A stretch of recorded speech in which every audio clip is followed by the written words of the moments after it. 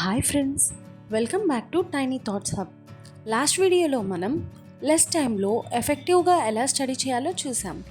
ఇవాళ మాత్రం మనం చాలామంది డైలీ చేసే స్టడీ మిస్టేక్స్ గురించి మాట్లాడుకుందాం. ఈ మిస్టేక్స్ తెలుసుకొని అవాయిడ్ చేస్తే సేమ్ టైంలో బెటర్ రిజల్ట్స్ వస్తాయి.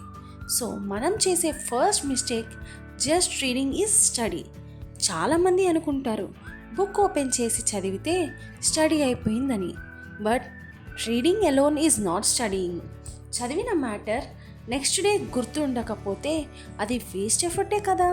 So how to fix it? చదివాక బుక్ క్లోజ్ చేయండి. మీ మైండ్లో ఏం గుర్తుందో సెల్ఫ్ చెక్ చేయండి. పాసిబుల్ అయితే స్మాల్ పాయింట్స్ రాసి చూడండి. సెకండ్ మిస్టేక్, నైట్ మొత్తం స్టడీ. నైట్ అంతా చదివితే టాపర్ అయిపోతా అని అనుకుంటాం, కానీ స్లీప్ లేకపోతే బ్రెయిన్ టైర్డ్ అయిపోతుంది కదా. నెక్స్ట్ డే ఫోకస్ జీరో ఉంటుంది. దీన్ని ఎలా ఫిక్స్ చేయాలి? మినిమం 6 to 7 అవర్స్ స్లీప్ అనేది కంపల్సరీ ఉండాలి. మార్నింగ్ కొంచెం ఎర్లీగా లేచి రివిజన్ చేయడం చాలా ఎఫెక్టివ్గా ఉంటుంది. థర్డ్ మిస్టేక్, మొబైల్ పక్కన పెట్టుకొని స్టడీ చేయడం. జస్ట్ మెసేజెస్ చెక్ చేస్తా అని మొబైల్ పక్కన పెడతాం, కానీ 1 మెసేజ్ 10 minutes వేస్ట్ చేస్తుంది. దీన్ని ఎలా ఫిక్స్ చేయాలి? స్టడీ టైంలో మొబైల్ సైలెంట్లో పెట్టండి, లేకపోతే వేరే రూమ్లో పెట్టేసేయండి.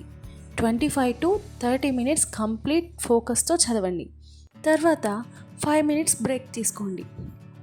ఫోర్త్ మిస్టేక్, ఒక సబ్జెక్ట్ మొత్తం చదివి ఇంకోటి ఇగ్నోర్ చేయడం.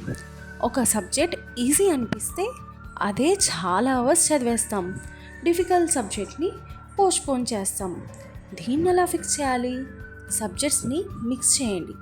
Easy plus difficult subject alternate చేస్తే బ్రెయిన్ యాక్టివ్గా ఉంటుంది.